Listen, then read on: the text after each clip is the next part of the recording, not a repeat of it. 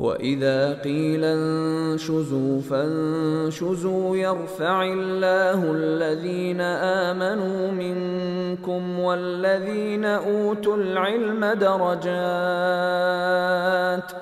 اللہ تعالیٰ تم میں سے جو لوگ ایمان لائے ہیں اور جو علم دیے گئے ہیں درجے بلند کرتے ہیں۔ معزز حاضرین جلسہ 2011 میں فضیلت الشیخ مولانا محمد عبدالہادی عمری مدنی حفظہ اللہ سمیہ مدرسے کے انیس ہمارے جامعہ کے جلسے میں شریک رہے، پھر اب 2023 میں یہ ہمیں موقع ملا ہے، تو لہٰذا یہ ہمارے لیے خوش نصیبی کی بات ہے۔ تم آ گئے ہو تو کچھ چاندنی سی باتیں ہو، تم آ گئے ہو تو کچھ چاندنی سی باتیں ہو، زمین میں چاند کہاں روز روز اترتا ہے، فلتفضل مشکورہ۔ ہم فضیلت الشیخ کو دعوت خطاب دیتے ہیں۔ جزاکم اللہ۔ السلام علیکم ورحمۃ اللہ وبرکاتہ۔ الحمد للہ رب العالمین واشہد ان لا الہ الا اللہ وحدہ لا شریک لہ واشہد ان محمدا عبدہ ورسولہ۔ اللہم صلی وسلم وبارک علی محمد وعلی آلہ وصحبہ اجمعین، اما بعد۔ معزز علماء، منتظمین جامعہ، معلمین اور معلمات، عزیز طلبہ اور طالبات اور مہمانان گرامی قدر، یہ جامعہ سمیہ کا سالانہ اجتماع اور مدرسہ دارالحدیث میں زیر تعلیم طلباء کو بھی اس میں شامل کر لیا گیا ہے۔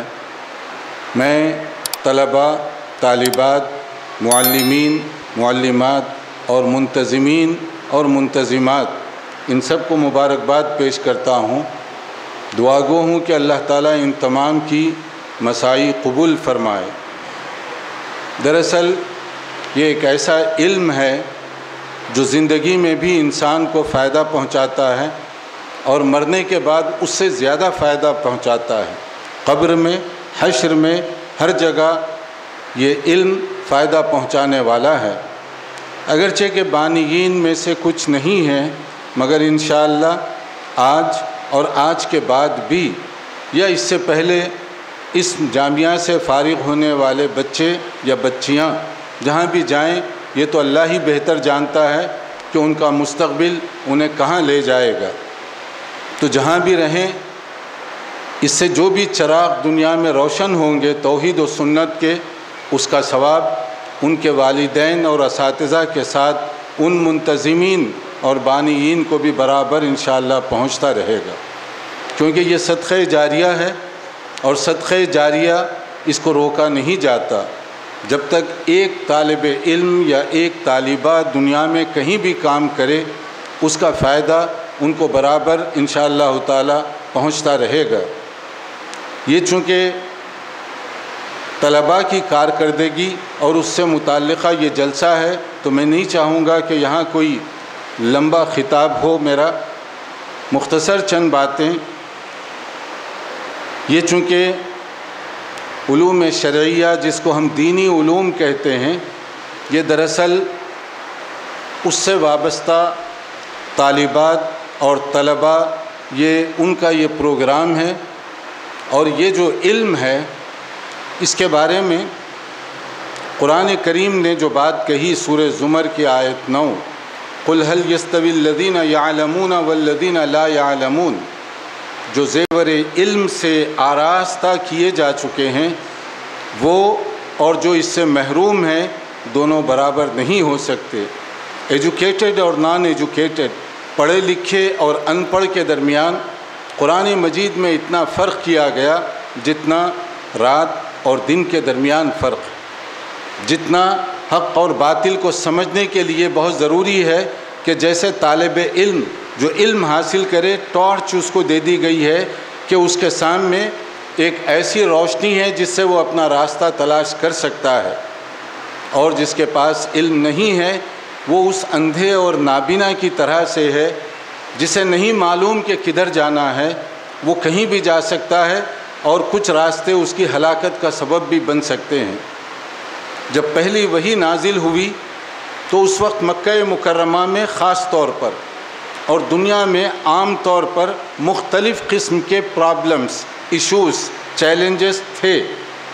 شراب پانی کی طرح وہ پیا کرتے تھے۔ عرب کی دنیا میں شراب کا کلچر، شراب اس طرح سے پی جاتی، اس کی جگہ آپ چائے کو رکھ لیجئے حیدرآبادی ماحول میں بات کو سمجھنے کے لیے۔ آپ کے پاس مہمان آتا ہے، گھر میں آپ بیٹھے ہوئے ہیں، خوش گپیوں میں مصروف ہیں، تو آپ کبھی وقت گزاری کے لیے یا کبھی اپنی عادت کے لیے یا کبھی ویسے ہی آپ چائے پیتے ہیں۔ تو چائے کی جگہ عرب کلچر میں شراب کی یہی کیفیت تھی، اس طرح سے وہ لوگ شراب کا استعمال کیا کرتے۔ زناکاری بہت زیادہ عام تھی، اخلاقی بے راہ روی اس کی کوئی کمی نہیں تھی عرب دنیا میں، لوٹ مار دنگا فساد یہ سب ہوتا تھا وہاں پر، اور سب سے بڑھ کر عقیدے اور ایمان کی خرابی۔ مکہ مکرمہ دنیا کی سب سے مقدس ترین سرزمین، وہاں 360 بتوں کو وہ لوگ رکھے ہوئے تھے، گویا ہر آنے والی صبح انہیں ایک نئے بت کی تلاش ہوتی کہ نئے معبود کی عبادت کریں، پرستش کریں ہر آنے والی صبح۔ یہ ان کا ایمان اور عقیدے کا معاملات تھا۔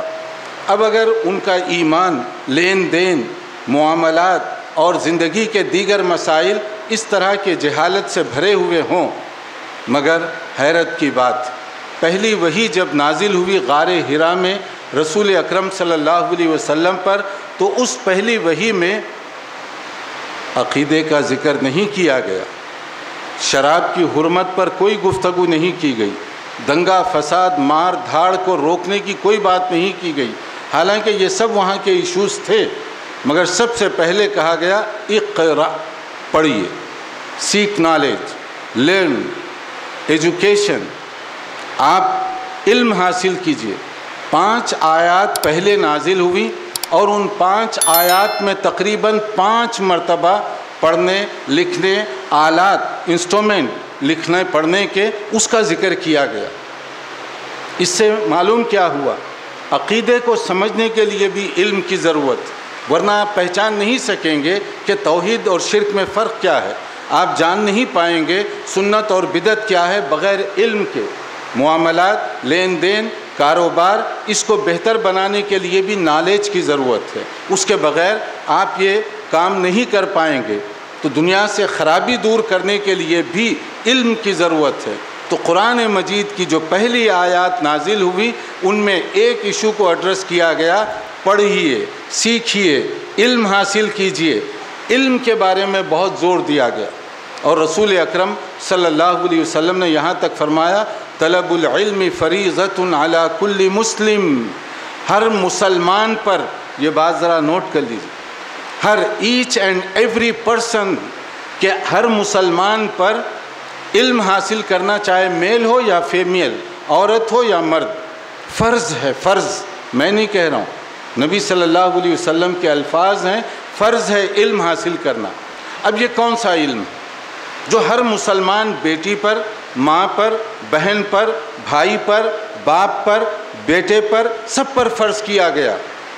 ظاہر ہے آپ سب میرے ساتھ شریک ہوں گے اس گواہی میں، ہر آدمی کو اگر یہ کہا جائے کہ تم میڈیکل ڈاکٹر بنو، کیا یہ ممکن ہے کہ ہر آدمی ڈاکٹر بنے؟ ممکن نہیں۔ کیا ہر آدمی انجینئر بن سکتا ہے؟ نہیں ہو سکتا۔ تو کیا ہر آدمی علوم فلکیات، ایسٹرونومی کا ماہر بن سکتا ہے؟ نہیں ہو سکتا۔ تو پھر کون سا علم ہے جو ہم سب کے لیے فرض قرار دیا گیا؟ یہی نقطہ ہے سمجھنے کا، وہ علم جس سے اللہ تعالیٰ کی معرفت حاصل ہو سکے، عقیدے کو ہم پہچان سکیں، وہ علم جس کے ذریعے سے روزانہ ہم ایک مسلمان جیسی زندگی بسر کر سکیں، وہ علم سب کے لیے ضروری ہے، کیونکہ نماز سب پر فرض ہے۔ اب جب نماز سب پر فرض ہے تو نماز کیسے پڑھیں گے؟ اس کے لیے علم کی ضرورت ہے کہ آپ کا رکوع کیسے ہوگا، سجدہ کیسے ہوگا، آپ کا قیام کیا ہوگا، کیا پڑھیں گے، اس کے لیے سیکھنے کی ضرورت ہوگی۔ نماز سے پہلے وضو ضروری ہے، اور وضو یہ بھی عبادت ہے، اور عبادت اسی طرح سے کی جائے گی تو قبول ہوگی جو سنت کے مطابق ہو، یعنی رسول اللہ صلی اللہ علیہ وسلم کے انسٹرکشنز ہدایات کے مطابق ہوگی تو وہ وضو قابل قبول ہوگا۔ ایک آدمی صبح سویرے اپنے واش روم میں جا کر ایک بھری ہوئی بالٹی پانی لے کر اپنے اوپر انڈیل لے تو کیا آپ کہیں گے کہ وہ باوضو ہے؟ نہیں۔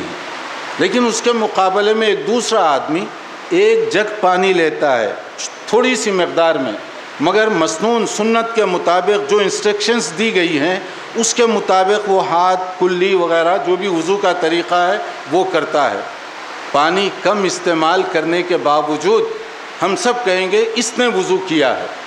کیا فرق؟ ایک بالٹی اس نے بہایا لیکن ہم کہتے ہیں وہ وضو نہیں ہے، اور ایک جگ پانی اس نے دوسرے نے استعمال کیا وہ وضو ہے۔ وضو پانی بہانے کا نام نہیں ہے، سنت کے مطابق عمل کرنے کا نام ہے۔ اگر سنت کے مطابق وہ عمل کرے گا تب اس کا وضو سمجھا جائے گا۔ تو اس سے معلوم کیا ہوا اس نقطے سے؟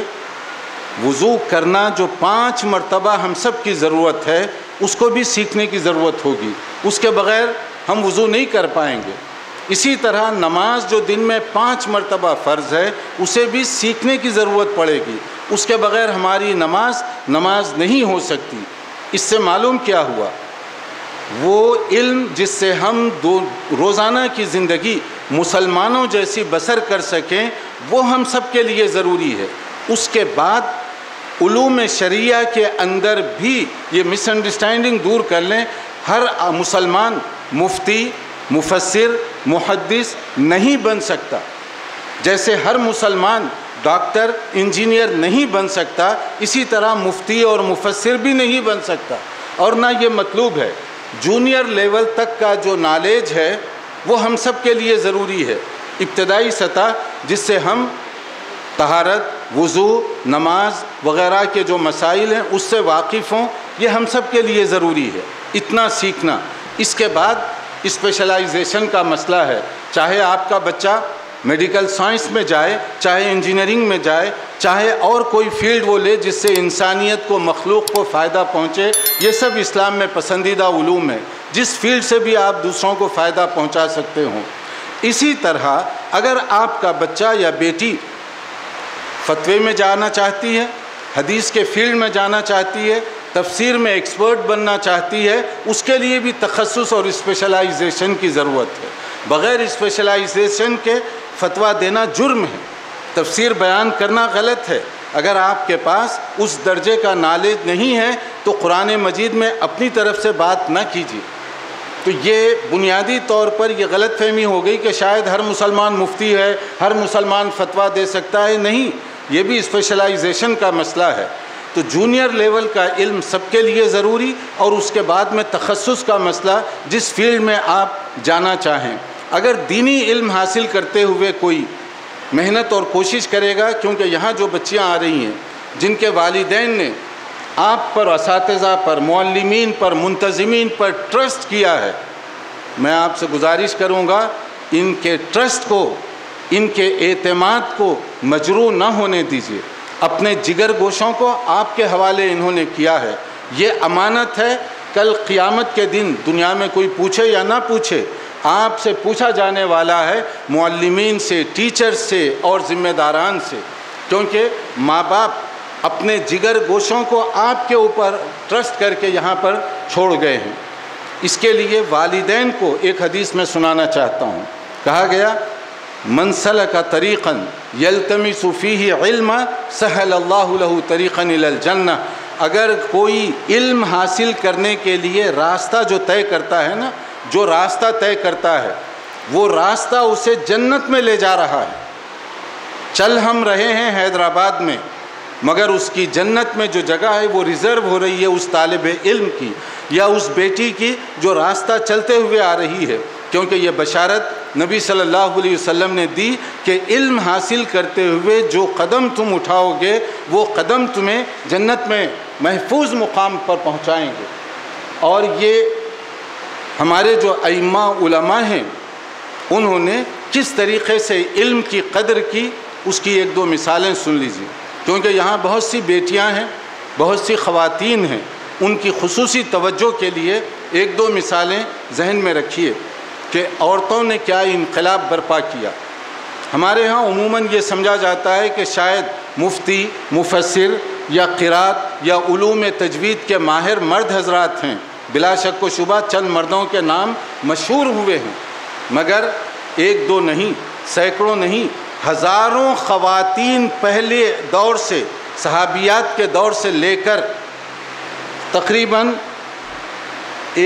200 سال پہلے تک، 200 سال پہلے تک یعنی تقریباً 1200 سال کے پیریڈ میں ہزاروں ایکسپرٹ خواتین بھی ملیں گی۔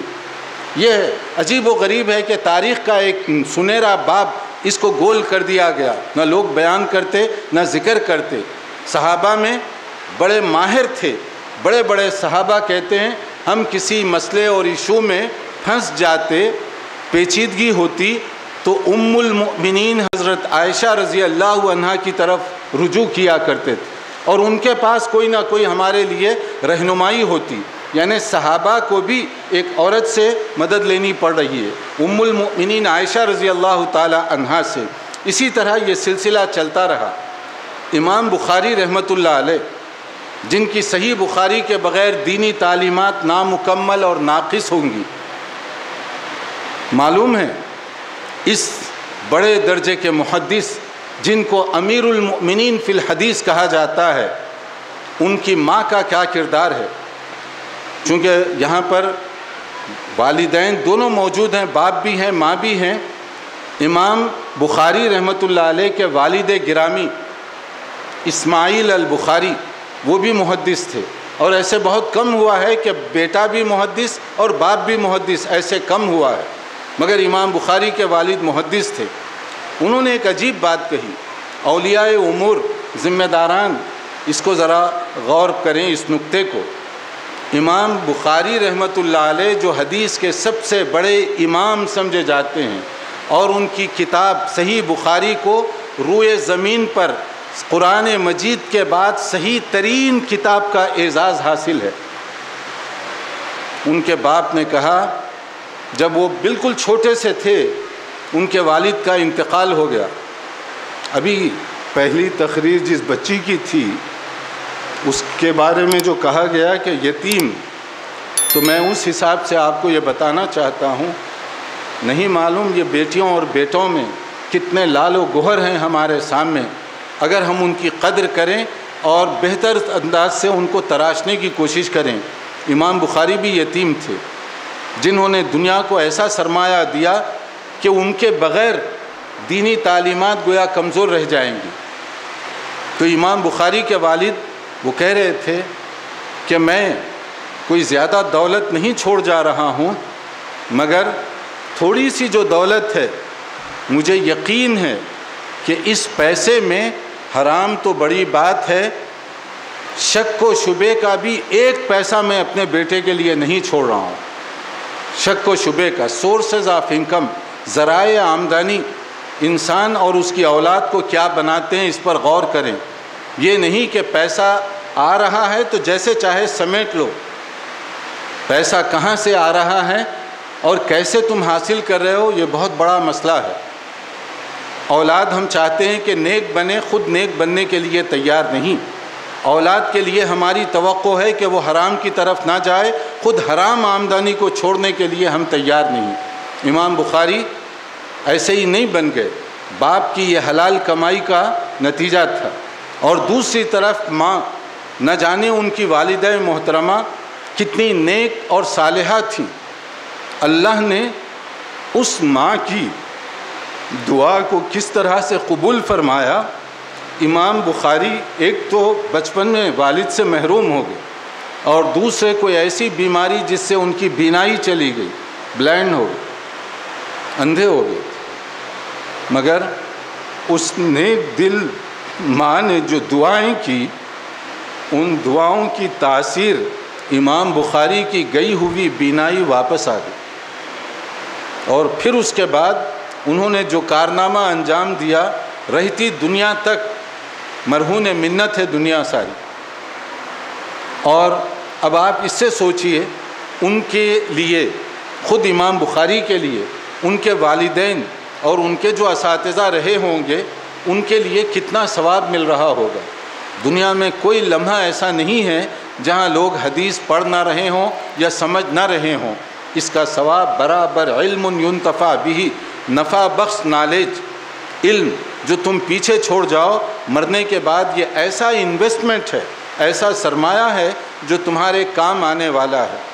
اسی طرح ایک دوسری مثال، یہ حدیث کے امام کی میں نے مثال دی، فقہ اور اصول فقہ کے امام شافعی رحمۃ اللہ علیہ، ان کا بھی معاملہ کچھ ایسا ہے، جو 4 بڑے مشہور ائمہ اور اسکالرز آف اسلام گزرے ہیں، ان میں سے ایک امام شافعی کا نام لیا جاتا ہے۔ امام شافعی رحمۃ اللہ علیہ بھی بچپن میں وہ بھی اسی طرح کے حادثے سے دوچار ہوئے، یتیمی، غربت، تنگ دستی اور افلاس میں ان کا بچپن کٹا۔ بہت چھوٹے سے تھے، ان کی ماں نے انہیں مدینہ منورہ بھیجا، وہ مکے کے رہنے والے تھے۔ ایک قافلہ جا رہا تھا، اس قافلے کے ساتھ یہ چھوٹے سے بچے کو ان کے حوالے کر دیا۔ کیوں؟ یہاں جو بہنیں ہیں وہ سن لیں اس کو، کہ جنہوں نے قربانی دی ہے انہوں نے کیسی تاریخ بنائی، کیسی تاریخ رقم کی اپنے پیچھے۔ امام شافعی کی ماں، ان کے سینے میں بھی دھڑکتا ہوا دل اور ماں کی ممتا پوری طرح سے تھی، مگر علم کے لیے انہوں نے اپنے چھوٹے سے ننھے منھے بچے کو، ایک کاروان جا رہا تھا، قافلہ جیسے اس زمانے میں جاتا ہے، ان کے ساتھ کہہ دیا کہ بیٹے میں نے سنا ہے کہ مدینے میں سب سے زیادہ علم حدیث ہے، تم جاؤ وہ علم حاصل کرو۔ تو امام شافعی رحمۃ اللہ علیہ اس قافلے کے ساتھ جب مدینہ منورہ پہنچے، اب چھوٹا سا بچہ، نہ ان کے پاس کچھ پیسے تھے، نہ پڑھنے لکھنے کا کوئی بندوبست تھا ان کے پاس۔ جب وہ آئے تو سیدھا وہ مسجد نبوی میں پہنچے۔ مسجد نبوی میں اس وقت بڑے بڑے درس کے حلقات، سرکلز آف اسٹڈی وہ قائم تھے، بڑے بڑے لوگ وہاں پڑھنے کے لیے آیا کرتے تھے۔ امام شافعی چھوٹے سے بچے تھے اور اسٹرینجر، اجنبی ہے وہاں پر۔ انہوں نے کچھ دیر دیکھا مسجد نبوی میں مختلف سرکل، ایک گروپ ادھر ہے، ایک گروپ ادھر ہے، ایک گروپ ادھر ہے۔ امام مالک رحمۃ اللہ علیہ جو ایک اور نامی گرامی عالم دین، استاذ، فقیہ، امام، ان کا جو حلقہ تھا، سرکل، وہ ان کو پسند آیا، تو چھوٹا سا بچہ وہاں چلا گیا۔ امام مالک وقت کے بڑے محدث تھے، محدث مدینہ اور فقیہ، بہت بڑا درجہ اور رتبہ تھا۔ ان کے درس میں شامل ہونے کی بھی سخت شرائط تھی، بڑے بڑے نامی گرامی علماء ہی وہاں بیٹھتے تھے اس زمانے میں۔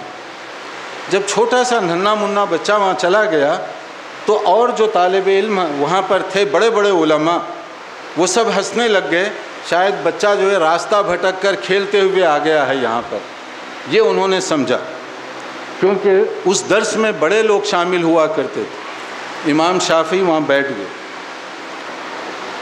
انہوں نے دیکھا کہ امام مالک اپنے انداز سے ایک حدیث پڑھ رہے تھے۔ حدیث صرف ٹیکسٹ نہیں، متن نہیں، بلکہ پہلے وہ سند پوری چین سناتے تھے کہ یہ نبی صلی اللہ علیہ وسلم سے کس نے سنا تھا، پھر ان سے کس نے سنا، پھر ان سے کس نے سنا، پہلے وہ پوری تفصیل بیان کرتے اور اس کے بعد میں کیا سنا وہ بیان کی جاتی تھی۔ یہ ایک مشکل فن ہے کہ سند اور ٹیکسٹ دونوں چیزیں بیان کی جائیں۔ تو اس طرح سے جب وہ بیان کرتے رہے تو امام شافعی نے دیکھا آگے پیچھے لوگ لکھ رہے ہیں، اپنی کتاب کاپی ساتھ لائے ہوئے لکھ رہے ہیں، نوٹ کر رہے ہیں، ان کے پاس کوئی چیز نہیں تھی۔ یہ دیکھیے تنگ دستی ان کی۔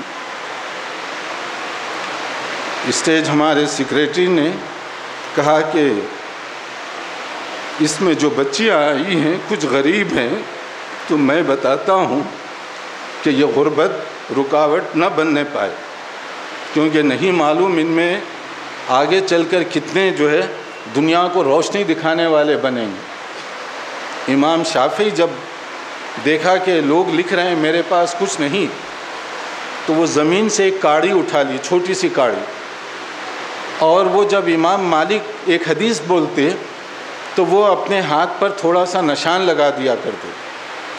اب دوسری طرف دیکھیے امام مالک کا اپنا انداز، یہ ہے استاذ جو اپنے شاگرد کو پہچانے، جو لال و گوہر کو پہچانے جوہری کی طرح سے۔ امام مالک نے دیکھا کہ یہ بچہ تنکا اٹھا کر کچھ کھیل رہا ہے، جو حدیث کے آداب کے خلاف ہے، ان کے درس کے خلاف تھا کہ اس طرح کی چھوٹی سی حرکت، بہت معمولی سی کاڑی، اور وہ تو اس میں تو کوئی بڑی بات نہیں تھی، مگر امام مالک نے پڑھاتے ہوئے وہ بھی نوٹ کیا۔ یہ اساتذہ اور معلمات کے لیے ہے کہ ان کی نظر کتنی بیدار ہونی چاہیے۔ اور جب کلاس ختم ہو گئی، جتنی بھی حدیثیں ان کو بتانی تھی اس دن وہ بتا چکے۔ جب ختم ہو گئی طلباء اٹھ گئے اور ادھر ادھر چلے گئے۔ امام شافعی اب ان کا تو کوئی ٹھکانہ تھا نہیں، وہیں پر کھڑے رہ گئے، کیونکہ انہیں معلوم نہیں تھا کہ مجھے کہاں جانا ہے، وہیں ٹھہر گئے۔ امام مالک نے دیکھا ہوں تو انہوں نے بلایا۔ یہ ہے قابل استاذ کا انداز، اپنے شاگرد کو کیسے پہچانتے ہیں۔ ان سے کچھ بات کی، کہاں سے آئے ہو وغیرہ وغیرہ، تو گفتگو سے وہ بھانپ گئے کہ یہ خالص عربی لڑکا ہے اور بہت عمدہ عربی بول رہا ہے۔ یہ امام شافعی جو ہے عربی میں بہت ماہر سمجھے جاتے، تو انہوں نے اپنا چھوٹا سا تعارف کروا دیا۔ تو امام مالک رحمۃ اللہ علیہ نے سننے کے بعد کہا کہ یہاں کیا لینے آئے ہو؟ کہا علم حاصل کرنے۔ کہا کوئی ٹھکانہ ہے؟ نہیں۔ کسی کو جانتے ہو مدینے میں؟ نہیں۔ تو امام مالک نے پوچھا کہ تم جب میں پڑھا رہا تھا وہ ایک تنکا یا کاڑی لے کر تم کیا کھیل رہے تھے؟ تمہیں معلوم ہے کہ میں حدیث پڑھا رہا تھا نبی صلی اللہ علیہ وسلم کے اقوال، اور اس میں یہ بے ادبی کیوں کی تم نے؟ یہ اس کو بے ادبی سمجھ رہے تھے۔ تو امام شافعی نے فرمایا معصومیت کے ساتھ میں نے کوئی بے ادبی نہیں کی۔ کہا کیا کر رہے تھے وہ کاڑی سے تم تنکا لے کر؟ کہا کہ میں نے دیکھا کہ آگے پیچھے لوگوں کے پاس قلم دوات اور لکھنے کی چیزیں ہیں، میرے پاس کچھ بھی نہیں تھا، تو میں نے اس کا طریقہ یہ نکالا کہ جب آپ ایک حدیث پیش کرتے تو میں نشان لگا لیتا تھا کہ یاد رہے کہ کتنی حدیثیں آپ نے پیش کی، بس یہ نشان لگا رہا تھا، میں کھیل نہیں رہا تھا۔ تو امام مالک کو بڑا تعجب ہوا، تو اس نشان کا کیا فائدہ ہوگا؟ تو انہوں نے کہا کہ آپ نے آج کے درس میں جتنی حدیثیں بتائی وہ سب مجھے یاد ہیں، ایک بار ایک سٹنگ میں سنا، وہ بھی سند، مشکل ترین فن، صرف الفاظ ہی نہیں سند بھی۔ تو امام مالک چونک گئے، کیا کہہ رہے ہو تم؟ کیا تم وہ ساری حدیثیں جو آج کے درس میں ہوئیں کیا وہ سنا سکتے ہو؟ تو امام شافعی نے کہا جی ہاں، حدیث نمبر 1 اس کی یہ سند آپ نے پیش کی، پھر اس کا ٹیکسٹ یہ تھا، حدیث نمبر 2 یہ، حدیث نمبر 3 یہ، حدیث نمبر 4 جو آپ نے سنائی وہ یہ تھا۔ جتنی حدیثیں اس دن سنائی گئی تھیں، ایک بار سننے کے بعد چھوٹا سا ننھا سا بچہ امام شافعی رحمۃ اللہ علیہ انہوں نے وہ ساری چیزیں ان کو سنا دی۔ امام مالک رحمۃ اللہ علیہ یہ قدر شناسی ہے۔ امام مالک نے کہا اتنا بڑا ہیرا مجھے مل گیا۔ انہوں نے کہا کہ بیٹے تم اب جتنے دن مدینے میں رہو گے میرے گھر کے مہمان، اب تمہیں کہیں اور جانے کی ضرورت نہیں ہے، میرا گھر تمہارا گھر ہے، چلو میرے گھر میں اور پہلا کھانا میرے ہی گھر میں ہم کھائیں گے۔ تو یہ استاذ جو قدر شناس ہے طلباء کے لیے، کیسے انہوں نے خدمت انجام دی، اور اس کے بعد یہی یتیم، یسیر، غریب اور تنگ دست ننھا منا سا شافعی آگے چلنے کے بعد ائمہ اور اسکالرز کے بھی امام بنے۔ انہوں نے فقہ اور اصول فقہ میں جو سب سے پہلے کارنامہ انجام دیا، اس علم کی گویا فاؤنڈیشن انہوں نے رکھی۔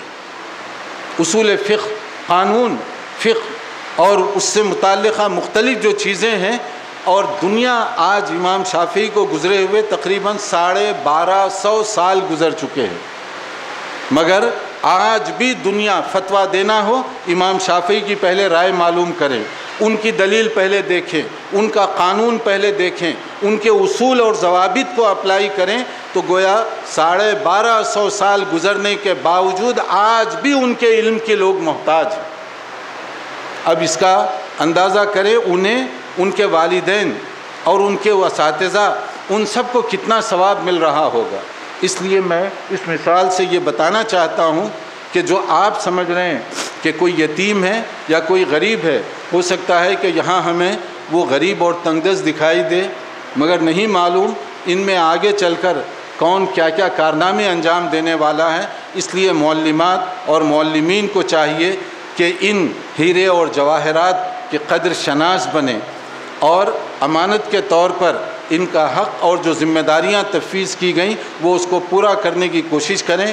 اور یہ جو بیٹی کا بتایا گیا، اور بھی جو اس طرح کے مستحق لوگ ہیں، اگر یہ لوگ پڑھنا چاہتے ہیں آگے، جو بھی وہ سبجیکٹ چوز کرنا چاہتے ہیں، جو بھی سبجیکٹ وہ لینا چاہتے ہیں، اس کے بعد میں سمجھتا ہوں کہ انہیں اب کم سے کم مالی طور پر یہ فکر نہیں کرنی چاہیے کہ ہمارے پاس پڑھنا تو ہم چاہتے ہیں، پیسہ نہیں ہے، پیسے کا انتظام انشاءاللہ آپ کا ہو جائے گا، آپ پڑھیے جتنا پڑھنا چاہتے ہیں۔ جزاکم اللہ۔